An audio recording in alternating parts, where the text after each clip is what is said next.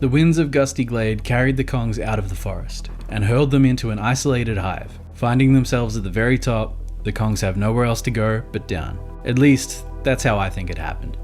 This is part 30 of Overthinking Donkey Kong Country 2.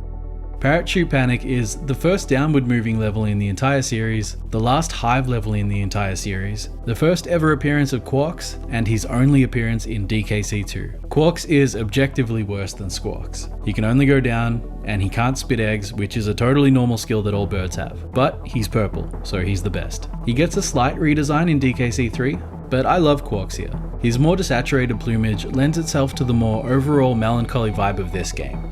And I just think that's super cool. It's sad to see the end of the hive levels too, but it's a great one to go out on. This level opens with a free fall, which is heaps of fun. Just leap into the abyss and hope for the best. At the bottom of the pit, you're bottlenecked into hitching a ride with Quawks. From here, you constantly descend, with a bit of control over your speed, as you do your best to avoid the zingers in your way. After the first stretch, there's this weird bonus area that I didn't know about.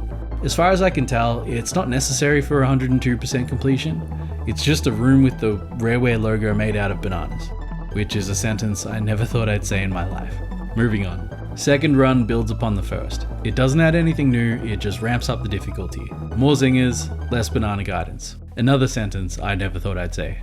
Turns out the rare room will bypass the second run entirely. I've been playing this game like once a year for the past almost 20 years now, and I'm still learning new things about it. I love that. The third run is the first real challenge of the level. Just reaching Quawks can be a bit dicey, and once you're descending, things don't get any easier. Once again, timing's a big one here. You've got to be quick to move, but strategically placed zingers will stop you from jumping the gun. Quawks makes an appearance in the bonus areas here too. You'd think the two birds wouldn't feel that much different, but playing both back to back, they really do have very different feels to them. The fourth run is even harder, with little to no room for error. Reminds me of the second level of Battletoads in Battle Maniacs, where you're falling through the hollow tree. That game simultaneously rocks and sucks, and yeah, the rest of the level is more or less the same. I wish there was a bit more I could say, but there isn't. If you can make it to the halfway barrel, then you can make it to the end of the level, no problem.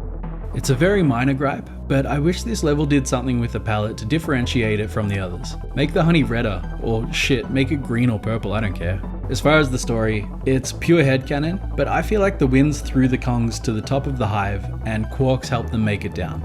Maybe Quawks is friends with Squawks and he knew the Kongs were the good guys. Maybe Quawks is a bit young and so hasn't developed the strength to fly upwards with the Kongs' added weight, as we'll see in DKC3. None of this matters. So there it is, episode 30 done.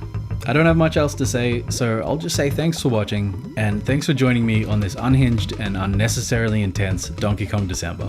See you in like 6 hours.